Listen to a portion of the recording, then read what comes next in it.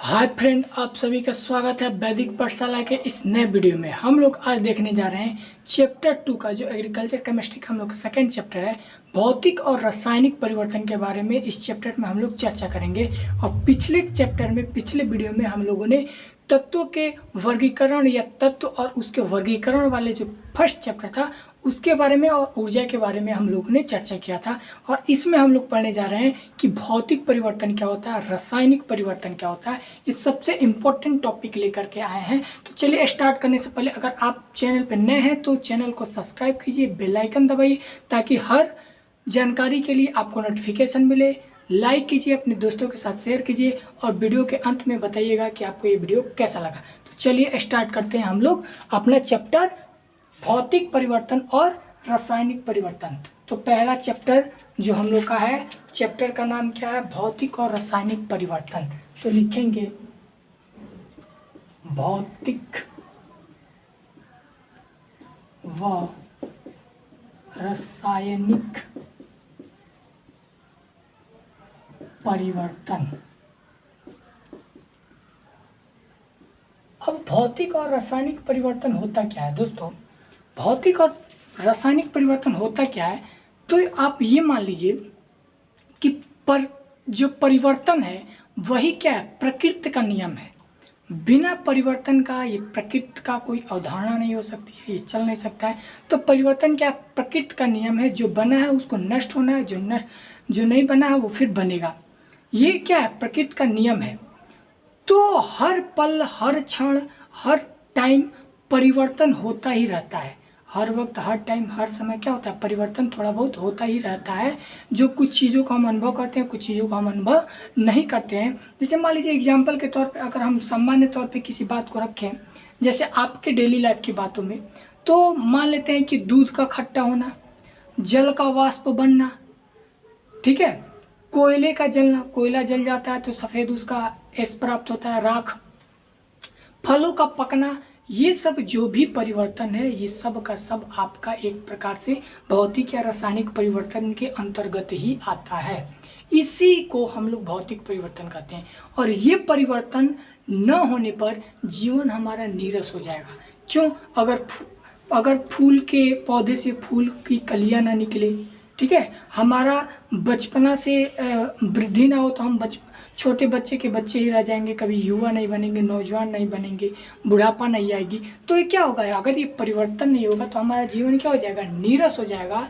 तो इसी को देखते हुए जो साइंटिस्ट लोग थे उन्होंने अपनी दृष्टि में जितने भी परिवर्तन हैं या जो भी परिवर्तन होते हैं सामान्य लाइफ में, डेली लाइफ में, उनको दो मुख्य भागों में बांटा। परिवर्तनों को वैज्ञानिकों ने दो हिस्सों में बांटा, भौतिक परिवर्तन और रासायनिक परिवर्तन। जितने भी परिवर्तन होते हैं उनको दो हिस्सों में बांटा, भौतिक परिवर्तन और रासायनिक परिवर्तन। भौतिक परिवर्तन वो होता है जिसमें उसके संगठन में किसी प्रकार का कोई बदलाव नहीं होता है। अगर कोई परिवर्तन हो रहा है तो उसके संगठन में किसी प्रकार का कोई बदलाव नहीं होगा, भौतिक परिवर्तन है। रासायनिक परिवर्तन वह है जिसमें उसके पदार्थ के मूल संगठन में परिवर्तन हो जाता है। पदार्थ के मूल संगठन में क्या होगा? परिवर्तन हो जाएगा। वही हमारा क्या है? रासायनिक परिवर्तन है। तो सबसे पहला हेडिंग डालेंगे क्या? कि परिवर्तन, ठीक है। तो लिखेंगे कि सभी परिवर्तन, यहां से शुरू करते हैं, सभी परिवर्तनों को दो मुख्य भागों में बांटा गया है, ठीक। सभी परिवर्तनों को दो मुख्य भागों में बांटा गया है, पहला और दूसरा। तो पहला हमारा क्या आता है? अभी बताएं आपको कि भौतिक परिवर्तन, भौतिक परिवर्तन। दूसरा आता है रासायनिक परिवर्तन। इसको फिजिकली चेंज कहा जाता है और इसको केमिकली चेंज कहा जाता है, ठीक है। इसको फिजिकली चेंज लिख देते हैं,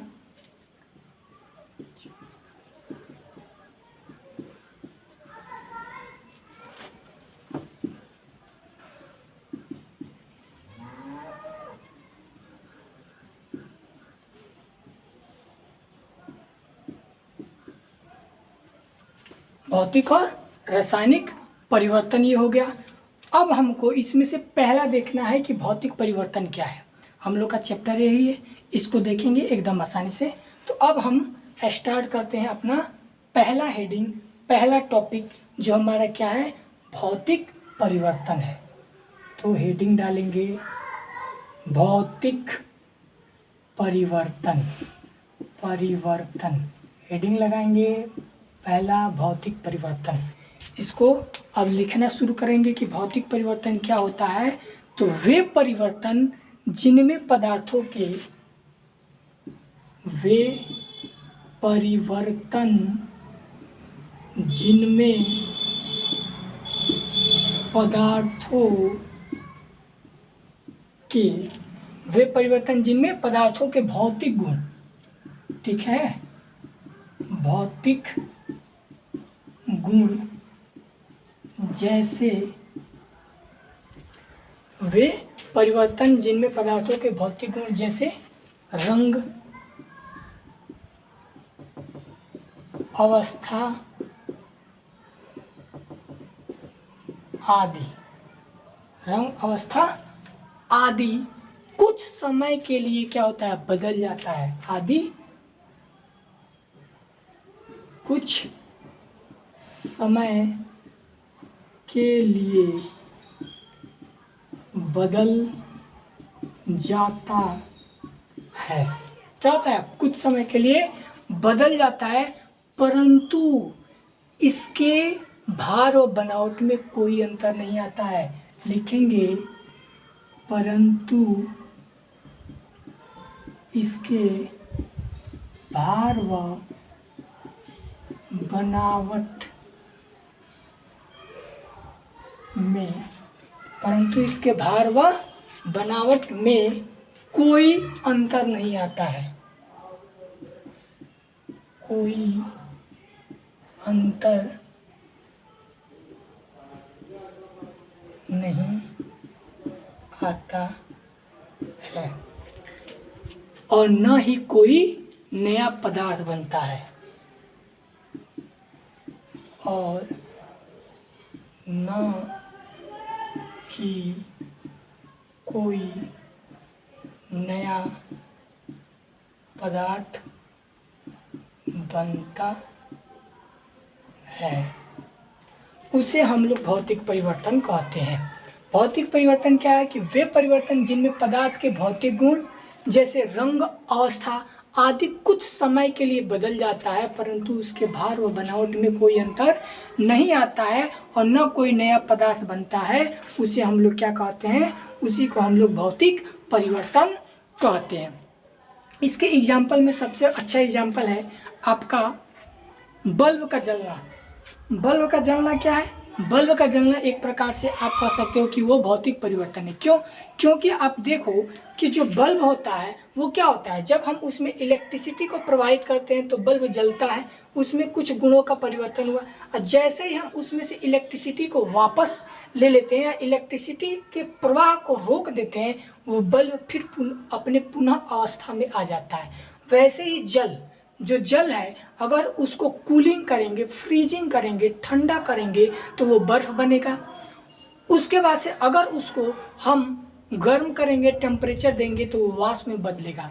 ये तीन अवस्था हुआ पानी का, लिक्विड का, एक बर्फ जमना, पानी और वाष्प। ये तीनों क्या है, जल है, लेकिन इनके गुण में कोई बदलाव नहीं होता है। ये हमेशा H2O ही होता है, चाहे वो बर्फ के रूप में रहे, चाहे वो आपका पानी के रूप में रहे, चाहे वाष्प के रूप में रहे, सूत्र तो हमारा यही रहेगा।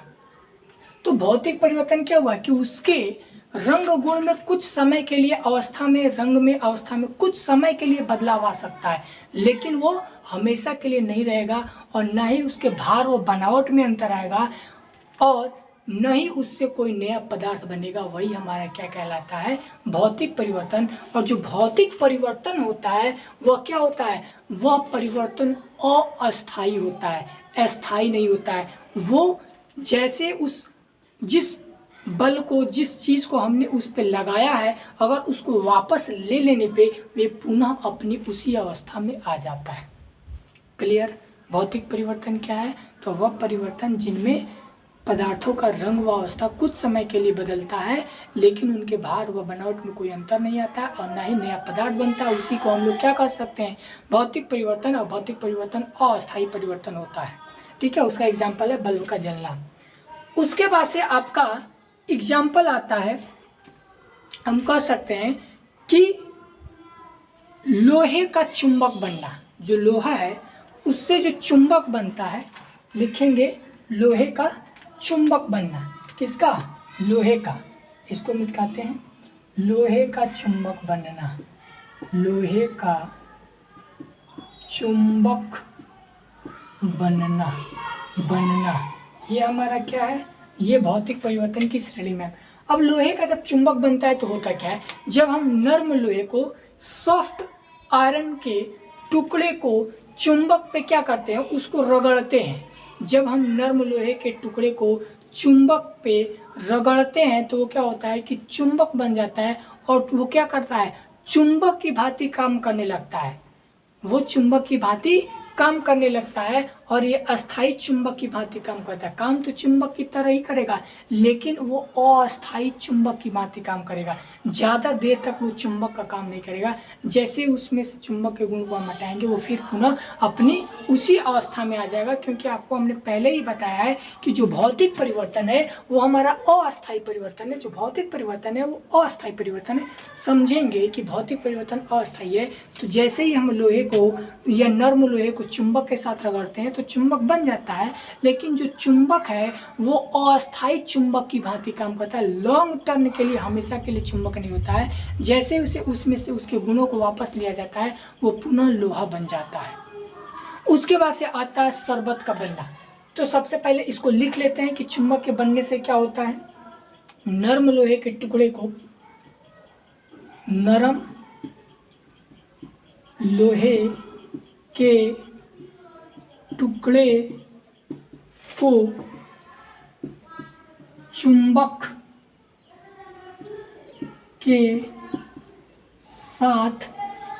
के साथ रगड़ने पर क्या होता है, चुंबक बन जाता है और अस्थाई, ठीक है, और अस्थाई चुंबक की भांति कार्य करता है। अस्थाई चुंबक की भांति कार्य करता है। कौन? नर्म लोहा को जब हम क्या करते हैं, चुंबक के साथ रगड़ते हैं तो ये भी हमारा क्या है, भौतिक परिवर्तन में ही आता है। चलिए, हम लोगों ने अपना देखा कि जो लोहा है वो भी चुंबक जब बनता है तो वो भी क्या है, भौतिक परिवर्तन है। अब इसके बाद से हमको ये देखना है कि हम देख रहे हैं कि शरबत का बनना, जो शरबत बनता है वो भी हमारा क्या है, भौतिक परिवर्तन है। तो उसके बारे में चर्चा करेंगे कि जब शरबत बनता है तो क्या है, भौतिक परिवर्तन है। ठीक है ना, शरबत का बनना, ठीक है, जब शरबत बनता है वो भी हमारा क्या है, भौतिक परिवर्तन है। क्यों?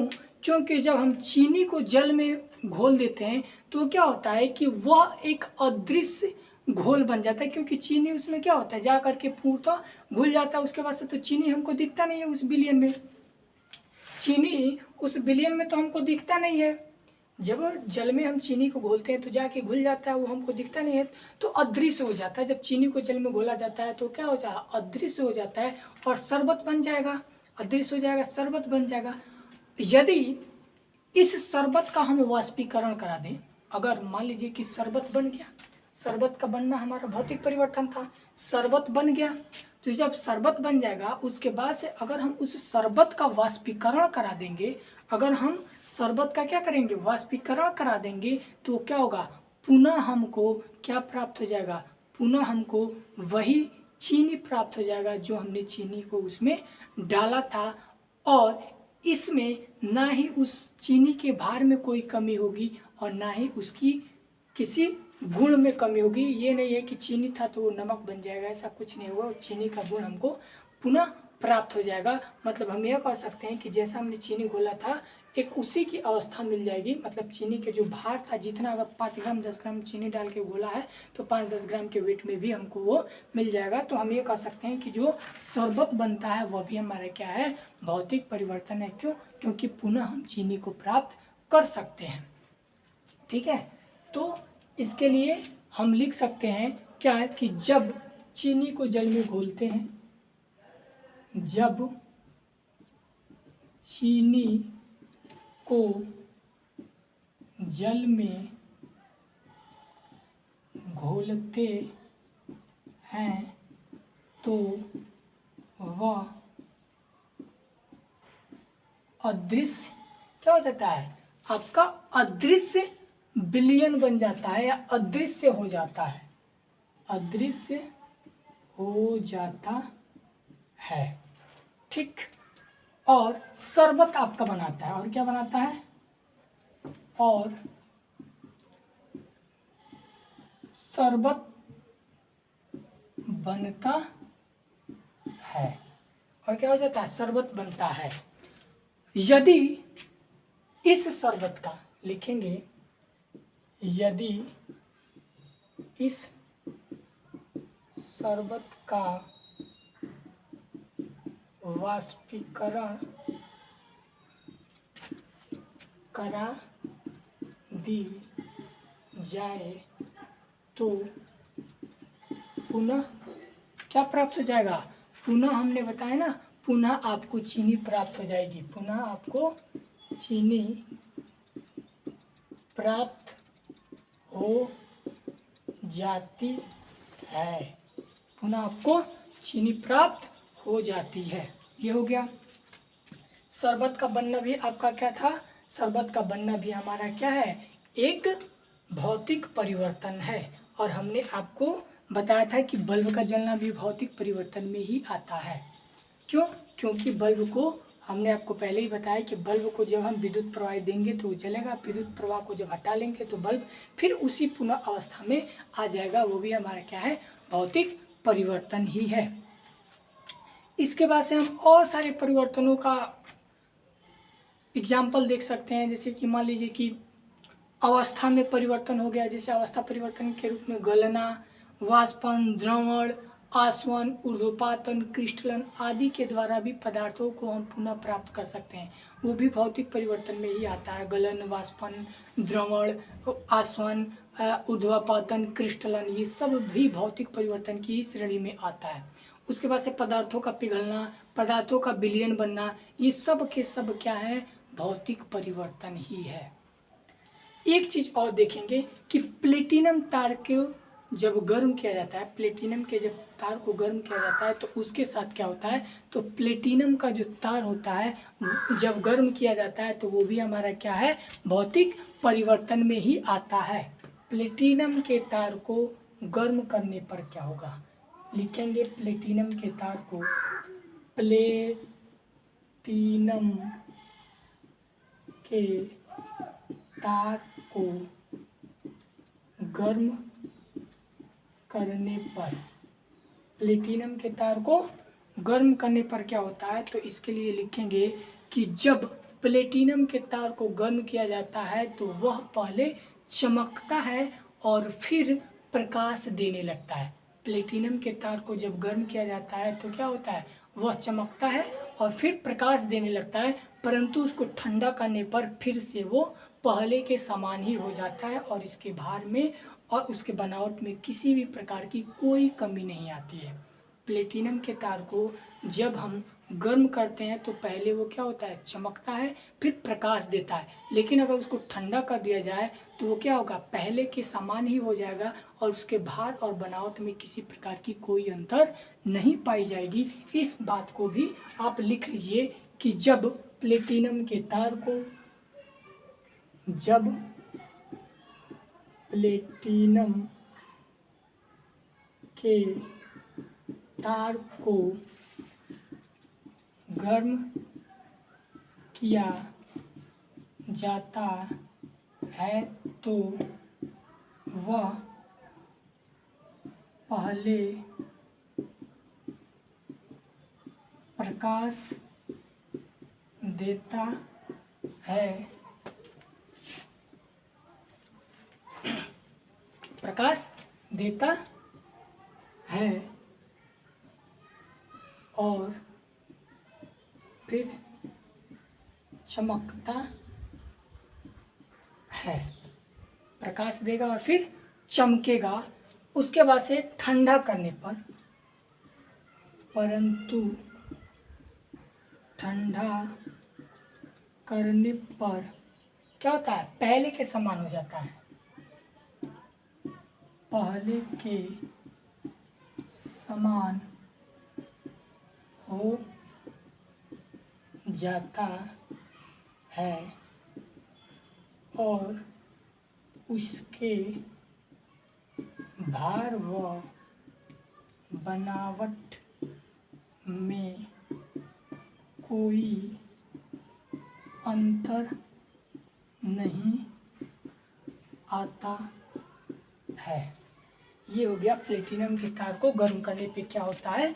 तो प्लेटिनम के तार को गर्म करने पे वो पहले प्रकाश देता है और फिर चमकता है, परंतु ठंडा करने पे वो क्या होगा, पहले के समान ही हो जाएगा और उसके भार और बनावट में किसी प्रकार की कोई कमी नहीं होगी। यहाँ तक हम लोगों ने समझा और इस वीडियो के लिए इतना ही रखेंगे। अगले टॉपिक में हम लोग रासायनिक परिवर्तन को देखेंगे। इस वीडियो के लिए इतना ही। Thanks for watching.